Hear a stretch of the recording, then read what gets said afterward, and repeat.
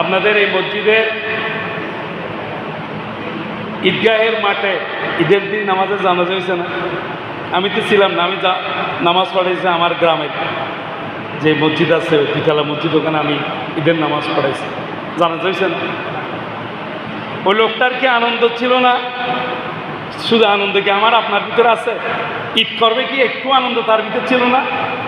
আল্লাহ বলেন না, তোমাকে আমি থাকতে দিব না, আমার মালিক আমাকে নিয়ে যাবে, আপনাকে নিয়ে যাবে, মানুষদেরকে নিয়ে যাবে। এই জন্য এই মিছে দুনিয়ায় তুমি থাকবা কতদিন, কতদিন থাকবে? একদিন তোমার না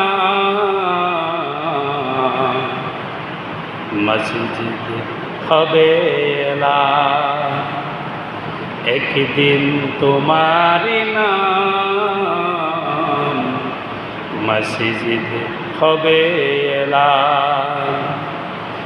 তৈরি থেকো, তৈরি রেখো, তৈরি থেকো, তৈরি রেখো, কবরের মাল সামান।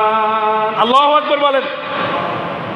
একদিন তোমার নাম মসজিদ হবে এলান। এজন্য যেহেতু ঈদের নামাজ শেষ হয়েছে, আগামী ঈদের আমরা যে বেঁচে থাকবো তার কোনো গ্যারান্টি আছে? সুতরাং আজকে আলোচনার বিষয়ে আমি কেন ধরলাম? হুজুর আপনি আলোচনা কেন ধরলেন, খবরের কথা কেন ধরলেন? আগামী ঈদের আগে আগে যেন আমরা কি করতে পারি, আল্লাহ যেন আমাদের হায়াত দেয়, আমিন বলেন। এজন্য আমরা যেন এখন থেকে প্রিপারেশন দিতে পারি। বক্তব্য করতে গেলে অনেক বক্তব্য আছে, কিন্তু একটু খবরের কথা বললে, আখিরাতের কথা বললে আমরা আপনাদের গাফেল মন একটু জেগে উঠবে।